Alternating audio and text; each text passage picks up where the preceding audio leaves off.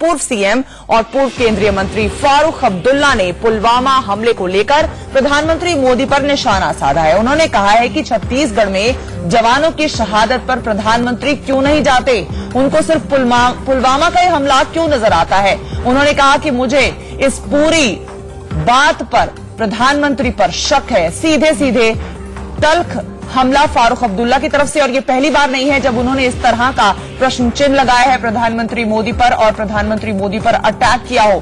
तो फारूक अब्दुल्ला एक बार फिर से अपने तल्ख तेवर दिखाते हुए उन्होंने प्रधानमंत्री पर सीधे सीधे आरोप लगाया है कि वो छत्तीसगढ़ में भी शहीद जवानों के क्यों नहीं वहां पहुंचते वो, और पुलवामा हमले के वक्त ही उन्हें क्यों जवान याद आते हैं।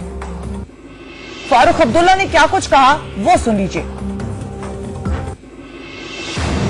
कितने सिपाही हिंदुस्तान के नहीं शहीद हुए छत्तीसगढ़ में?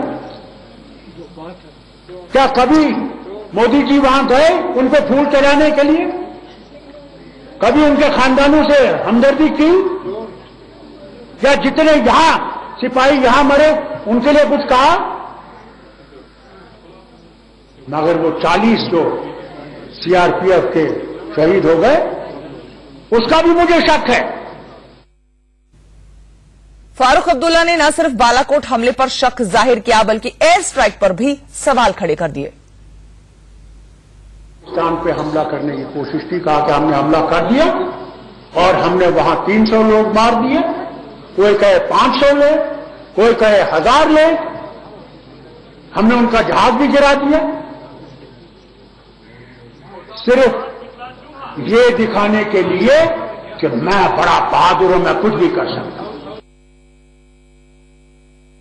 अजय जांड्याल मेरे सहयोगी मेरे साथ फारूक अब्दुल्ला के इस बयान पर जुड़ गए हैं, उनसे समझने की कोशिश करते हैं कि क्या रीजन रहा होगा बार बार फारूक अब्दुल्ला की तरफ से इस तरह के बयान दिए जा रहे हैं मोदी सरकार के विरुद्ध। तो अजय क्या कहेंगे आप?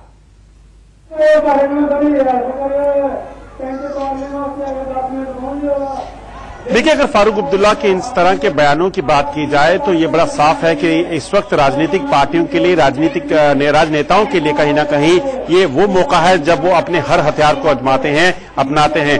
शायद यही वजह है कि फारूक अब्दुल्ला पहले एयर स्ट्राइक पे लगातार बयान दे रहे थे और अब फारूक अब्दुल्ला ने ये बयान दिया है कि पुलवामा हमला जो हुआ वो जो कहीं ना कहीं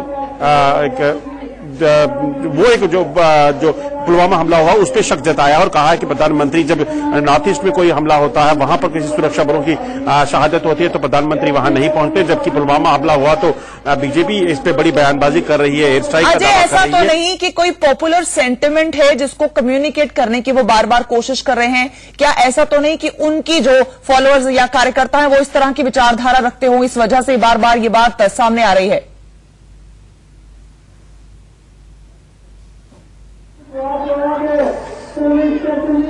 माफ कीजिए, अपना सवाल दोहराइएगा प्लीज। अजय, मैं कह रही थी कि क्या कोई पॉपुलर सेंटिमेंट है जिसे बार बार फारूक अब्दुल्ला ये बातें और इल्जाम लगाकर सामने रखने की कोशिश कर रहे हैं?